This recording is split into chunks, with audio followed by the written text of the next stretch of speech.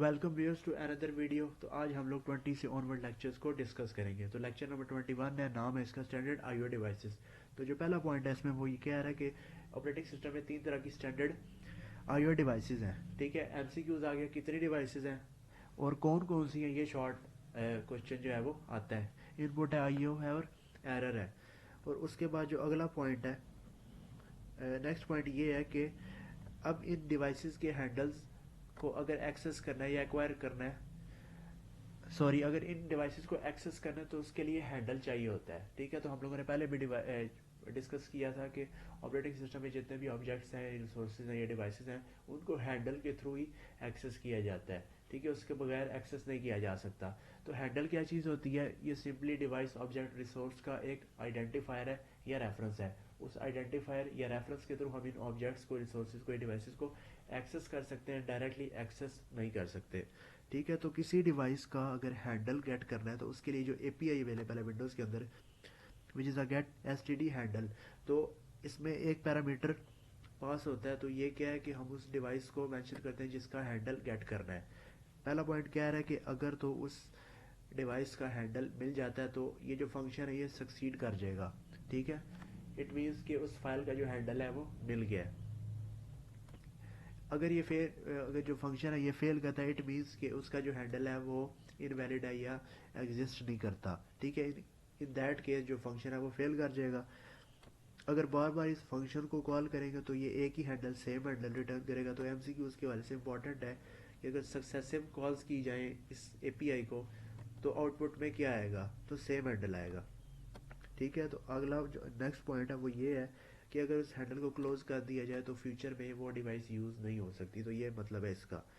अच्छा, उसके बाद ये जो पैरामीटर है, ये गेट स्टैंडर्ड हैंडल, जो एपीआई में तीन तरह की वैल्यूज़ पास हो सकती हैं। यानी हम डिवाइस मेंशन करते हैं अब किस डिवाइस का जो है वो हैंडल चाहिए। Standard input handle, standard output handle या स्टैंडर्ड एरर हैंडल। ठीक है, तो अब ये है standard input handle contains con in, और आगे डॉलर का साइन है, इसका मतलब है कंसोल इनपुट। ठीक है, con in is a environment variable. Con in means console input, यानी इनपुट डिवाइस का जो है वो चाहिए हैंडल। ठीक है, तो ये एमसीक्यूज आता है कि जो इनपुट हैंडल है उसके लिए कौन सा इन्वायरमेंट वेरिएबल यूज़ होता है। तो मीनिंग से ऑब्वियस है, इनपुट मीन्स कॉन इन यूज़ होगा, इन स्टैंड फॉर इनपुट, और कॉन जो है स्टैंड फॉर कंसोल। आगे डॉलर का सिंबल है। आउटपुट के लिए ऑब्वियस सी बात है, कोर आउट यूज़ होगा। ठीक है, इज़ ये भी इन्वायरमेंट वेरिएबल है, और कंसोल आउटपुट। उसके बाद हैंडल अगर सेट करना है तो उसके लिए भी एपीआई अवेलेबल है। ठीक है, किस डिवाइस का हैंडल सेट करना है और वो जो हैंडल होगा, रेफरेंस या आइडेंटिफायर, वो पास होगा। ठीक है, अगर तो वैल्यू सेट हो जाती है तो रिटर्न ट्रू करेगा। ठीक है, इसकी डेटा टाइप भी बूल है, यानी कि अगर हैंडल सेट हो गया तो ट्रू, अदरवाइज ये फॉल्स जो है वो रिटर्न करेगा। उसके बाद जो अगला पॉइंट है वो, सॉरी, अगला लेक्चर जो है कॉपिंग फाइल्स यूजिंग विंडोज़ एपीआई। यानी अगर एक फाइल को किसी दूसरी लोकेशन या पाथ पे कॉपी करना तो उसके लिए जो एपीआई अवेलेबल है उनको देखेंगे। तो इसमें जो पॉइंट ये है कि यानी कि अगर कोई डेटा है, ठीक है, या वो टेक्स्ट है, उसको अगर स्क्रीन के ऊपर हमने प्रिंट करना है तो इट मीन्स हम लोग उसको कंसोल के ऊपर कॉपी करेंगे। ठीक है, इसमें लिखा हुआ है, in other words display file on screen is actually कॉपिंग file on console. ठीक है, इसके लिए जो एपीआई यूज़ होती है या फंक्शन यूज़ होता है वो ऑप्शन नाम का फंक्शन यूज़ होता है। तो ये इंपॉर्टेंट है कि अगर फाइल कॉपी करनी हो कंसोल के ऊपर, ठीक है, उसके लिए कौन सा फंक्शन यूज़ होता है, तो एमसीक्यू जाता है, ये इंपॉर्टेंट है। उसके बाद इस एपीआई ये इतनी इंपॉर्टेंट नहीं है तो इसको आप लोग चॉइस पे छोड़ सकते हैं। उसके बाद जो है नेक्स्ट लेक्चर है विच इज़ एनक्रिप्शन फाइल्स, यानी फाइल्स को एनक्रिप्ट करना। ठीक है, एक होता है प्लेन टेक्स्ट। प्लेन टेक्स्ट का मतलब है यानी सिंपल, ये जिस तरह ये लिखा हुआ है encryption is a very old technique, तो ये प्लेन टेक्स्ट है। यानी अगर हमें इससे ऐसे फॉर्मेट में कन्वर्ट कर दें, ठीक है, कि कोई उसे अंडरस्टैंड कर सके, तो उसको हम बोलते हैं, इस प्रोसेस को बोलते हैं एनक्रिप्शन। तो वो जो टेक्स्ट बन जाता है उसको बोलते हैं साइफर टेक्स्ट। ठीक है, ये लिखा हुआ है, the text that we are going to encrypt is called plain text, यानी जिस टेक्स्ट को कन्वर्ट करना है, ठीक है, उसको हम लोग बोलेंगे प्लेन टेक्स्ट यानी जिस टेक्स्ट को कन्वर्ट करना है और जिस फॉर्मेट में वो कन्वर्ट होगा, एनक्रिप्ट होगा, उसको बोलेंगे एनक्रिप्टेड टेक्स्ट या साइफर टेक्स्ट। ठीक है, ये भी लिखा हुआ है, the text that is change using encryption method is called cipher text. ठीक है, तो ये जो है रोमन एम्पायर इस टेक्निक को यूज़ करते, तो ये इंपॉर्टेंट है कि कौन इसे यूज़ करता था इस टेक्निक को। ठीक है, तो इसके लिए जो टेक्निक यूज़ होती थी वो सीजर साइफर एल्गोरिदम है टू एनक्रिप्ट फाइल्स। अच्छा, इसमें ये एक और इम्पॉर्टेंट पॉइंट है कि अब ये जो प्लेन टेक्स्ट है, ठीक है, उसको पी से डिनोट किया जाता है। ये एमसीक्यूज आता है कि प्लेन टेक्स्ट को किस से डिनोट किया जाता है, और आफ्टर एनक्रिप्शन जो फाइल बनती है उसको सी से डिनोट किया जाता है। अच्छा, उसके बाद ये जो सीजर साइफर एल्गोरिदम है, ये जो फंक्शन यूज़ करता था C is equal to P plus N mod 26। 26 ये क्यों लिखा हुआ है, क्योंकि एबीसी के अंदर जो टोटल कैरेक्टर्स हैं वो 26 हैं। अगर आस्की फॉर्मेट में उसे कन्वर्ट करना है, यानी आस्की कैरेक्टर उसको कन्वर्ट करना है, तो उसके लिए ये 26 की जगह 256 आ जाएगा। ठीक है, अगर आस्की यूज़ करनी है तो उसके लिए 256 मीन्स अब आस्की जो है वो 8 बिट कोडिंग सी में, तो 2 रेज टू पावर 8 256 बनता है, तो उसके लिए जो है ये फंक्शन बनेगा। तो ये एमसीक्यू से पूछते हैं आस्की के लिए कौन सा फंक्शन यूज़ होता है, और उसके अलावा जो सिंपल फंक्शन है वो क्या होता है, तो ये एमसीक्यू में पूछ लेते हैं। इसमें आगे ये प्रोग्राम है, तो ये इंपॉर्टेंट नहीं है, पेपर में इस तरह के प्रोग्राम नहीं आते। उसके बाद जो अगला लेक्चर है विच is a file and directory management. ठीक है, तो इसमें जो ऑपरेशन यूज़ होते हैं वो DCR है। ठीक है, डिलीट, कॉपी या रीनेम, तो ये जो है वो शॉर्ट में भी पूछते हैं और एमसीक्यूज में भी आ सकते हैं, जो फाइल्स और डायरेक्टरी के ऊपर ऑपरेशंस कौन कौन से परफॉर्म हो सकते हैं। अच्छा, डिलीट फाइल के लिए जो एपीआई यूज़ होती है विच उसके लिए डिलीट फाइल एपीआई है, और उसमें जो पैरामीटर है एलपी फाइल नेम, यानी किस पाथ से जो है वो फाइल को डिलीट करना है। अगर तो वो ट्रू, अगर ये फंक्शन जो है फाइल को डिलीट कर लेता है सक्सेसफुली तो ट्रू रिटर्न करता है, अदरवाइज जो है वो फॉल्स रिटर्न करेगा। उसके बाद जो next API which is a copy file, यानी एक फाइल को दूसरी जगह पे अगर कॉपी करना है तो उसके लिए जो एपीआई यूज़ होती है कॉपी फाइल। तो इसमें जो पैरामीटर्स हैं वो 3 तरह के पैरामीटर्स हैं। एलपी एग्जिस्टिंग फाइल नेम, यानी ये सोर्स है, और एलपी न्यू फाइल नेम ये डेस्टिनेशन है। ठीक है, उसके बाद एक और पैरामीटर है बी फेल्स इफ एग्जिस्ट। ठीक है, इसका क्या मकसद है इसको भी देखते हैं।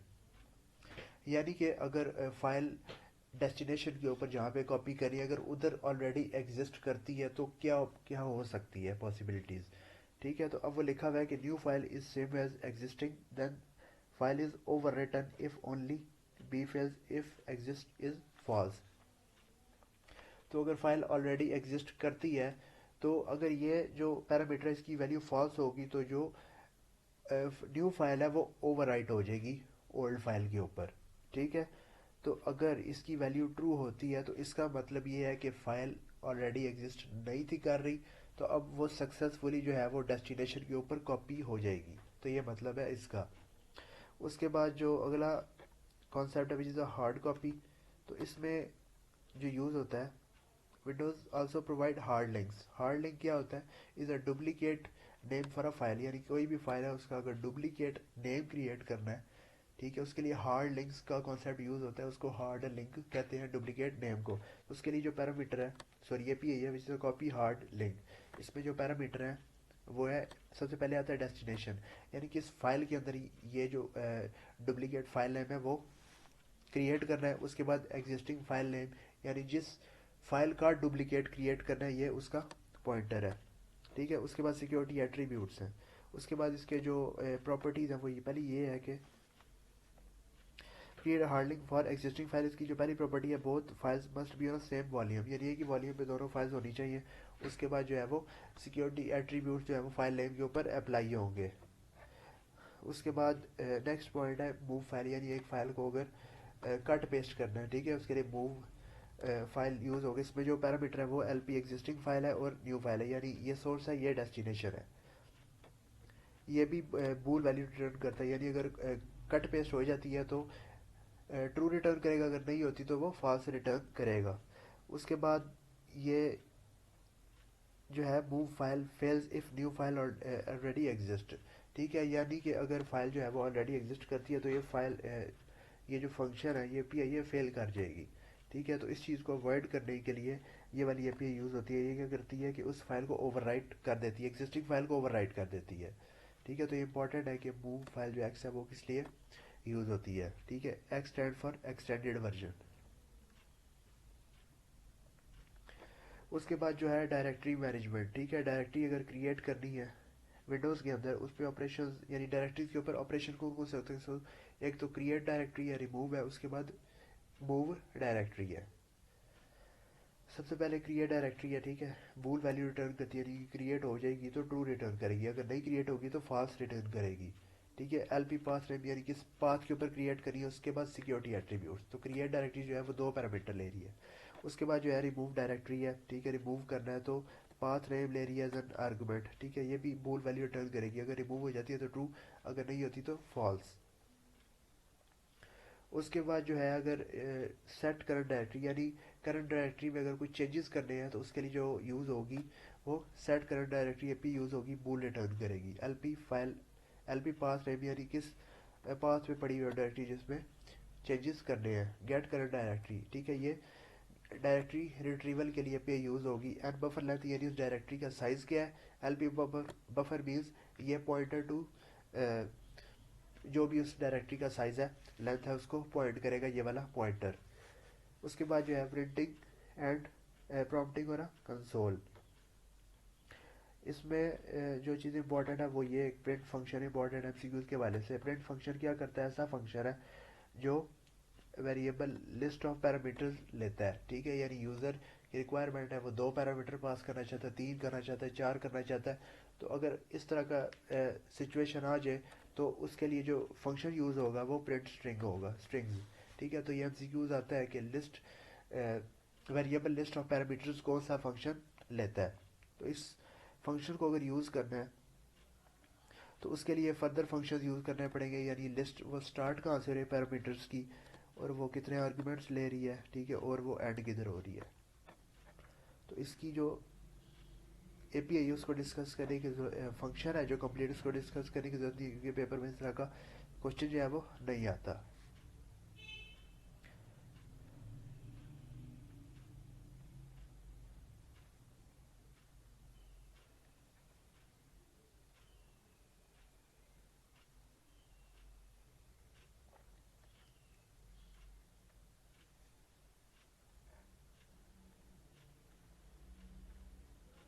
उसके बाद जो है वो लेक्चर नंबर 29 है। इसमें यह बताया हुआ है कि जो फैट फाइल सिस्टम है, ठीक है, वो 32 बिट फाइल सिस्टम है। ठीक है, जो सबसे पहले आया था वो 12 बिट था फाइल सिस्टम विंडोज़ का। उसके बाद जो फैट आया वो 32 बिट फाइल सिस्टम था। ठीक है, इसमें जो मैक्सिमम फाइल का साइज़ हो सकता था वो 4 GB हो सकता था, 2 raise to power 32 which is 4 GB। ठीक है, ये हम पॉइंट पहले भी डिस्कस कर चुके हैं। उसके बाद NTFS जो हम लोग अभी ऑपरेटिंग सिस्टम यूज़ करते हैं वो 64 बिट फाइल सिस्टम्स है। ठीक है, तो 2 रेज़ टू पावर 64 यानी इतना बड़ा फाइल का साइज़ हो सकता है। ठीक है, तो अब इन फाइल्स को डील करने के लिए विंडोज़ के अंदर जो है वो APIs भी अवेलेबल है।